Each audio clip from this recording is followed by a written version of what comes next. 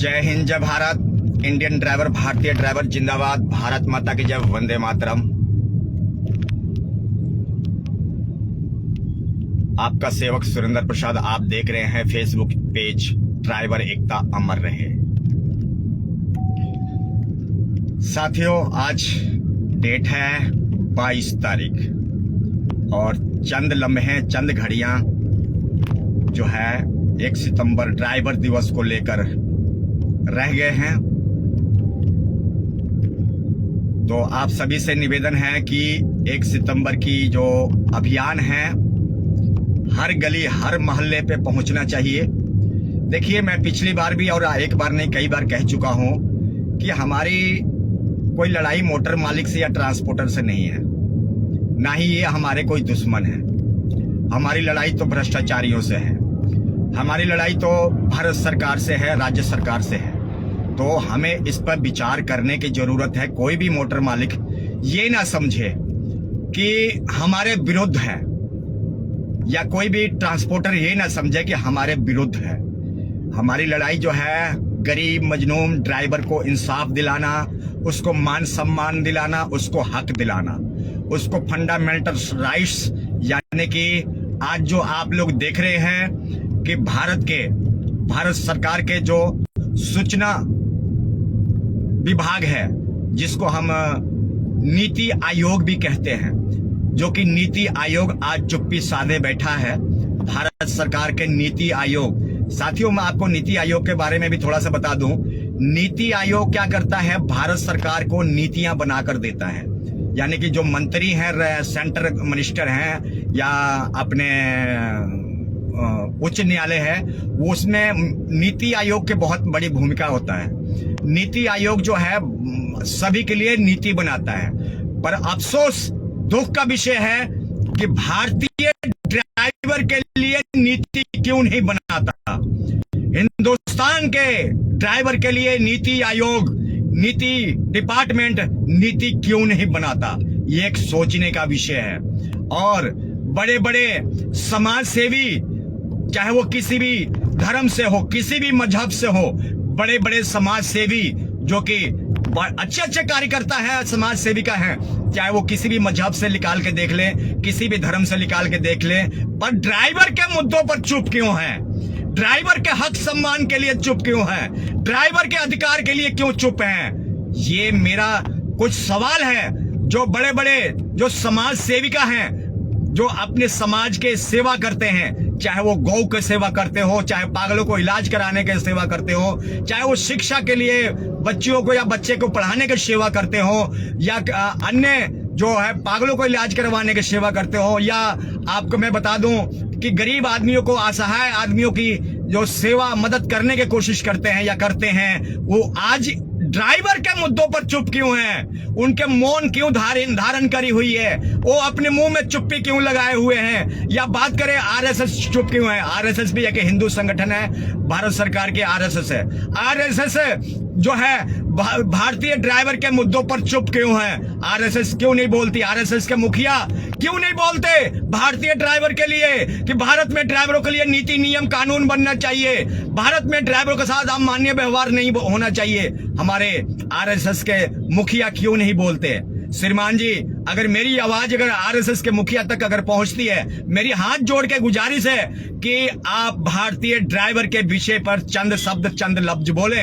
मेरी किसी से कोई जाति दुश्मनी नहीं, मेरी किसी से कोई मतभेद नहीं, परंतु इतना जरूर कहूंगा कि आपके मौन धारण करना, यानी कि आप भारतीय ड्राइवर को सपोर्ट नहीं करते हैं, भारतीय ड्राइवर को शोषण करने में महत्वपूर्ण योगदान देते हैं। चुप्पी साधना, इसका मतलब यही होता है। आज आप लोग देखते होंगे, अभी साथियों 2 दिन पहले की घटना है, 2 दिन क्या 5-6 दिन हो गए, कि एक ड्राइवर का एक्सीडेंट हो जाता है। एक ड्राइवर का एक्सीडेंट हो जाता है और उसको मालिक जो है पैसा नहीं देता है। ड्राइवर जो है इलाज कराने के पैसे के वजह से ड्राइवर की देहांत हो जाती है। उनके बहुत जल्द मैं खुलासा करने वाले हूं, बहुत जल्द मैं खुलासा करने वाला हूं, जो कि मालिक के लापरवाही से, मालिक के चंद पैसे नहीं देने के वजह से ड्राइवर जो है गरीबी के हालात में ड्राइवर मजबूर होकर ड्राइवर की मौत हो जाती है। रोड दुर्घटना में। यानी कि अगर ड्राइवर को उसको कुछ पैसे दिए होते तो वो ड्राइवर का इलाज हो जाता और उसकी जान बच सकते थे, उसका घर परिवार उजड़ गया। आज अगर उसने मालिक ने अगर पैसा दिया होता तो उस ड्राइवर का हंसता खेलता घर मुस्कुराता होता।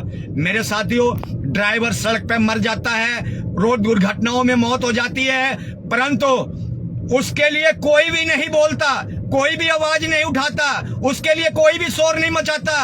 अगर कोई वैसे कोई नेता मर जाए, वैसे कोई जाने माने कोई हस्ती मर जाए तो सभी नेशनल इंटरनेशनल मीडिया और सभी समाज सेविका उठ के तुरंत आ जाते हैं और उस मुद्दों पर बोलना शुरू कर देते हैं। पर वो किन मुद्दों पर बोलते हैं? जो एक जाने माने हस्ती है या जाने माने जो चेहरे हैं, जाने माने जो लोग हैं, उनके उन मुद्दों पर तो बोलती है, परंतु एक गरीब ड्राइवर, मजदूर ड्राइवर, असहाय ड्राइवर, लाचार ड्राइवर मर जाता है और उसके माँ बाप कोर्ट कचहरी के चक्कर काटते काटते जुत्ती और चप्पल गिर जाते हैं, इंसाफ नहीं मिलता, ना ही उसके लिए कोई आवाज उठाता है, ना ही उसके लिए कोई लड़ता है। तो मेरे साथियों, आप लोगों से गुजारिश है कि ये जो आवाज है 22 करोड़ चालकों के लिए, हिंदुस्तान के चालकों के लिए, इंडिया के चालकों के लिए मैं कहना चाहता हूं कि ये उन चालकों के लिए एक नीति बनना चाहिए, एक रूल बनना चाहिए, एक कानून में प्रावधान होना चाहिए। इतने सारे कानून ड्राइवर को लूटने के लिए बनाए गए हैं, ड्राइवर के सेफ्टी के लिए किसी भी प्रकार से कोई भी कानून, संविधान में कोई भी संशोधन नहीं है। मेरे साथियों, अब कई लोग कहते हैं यार कौन से कानून चाहिए। साथियों, कानून कैसा चाहिए आपको ये भी मैं बता देता हूं। हमें कानून कैसा चाहिए, हमें रूल कैसा चाहिए, हमें नीति कैसा चाहिए।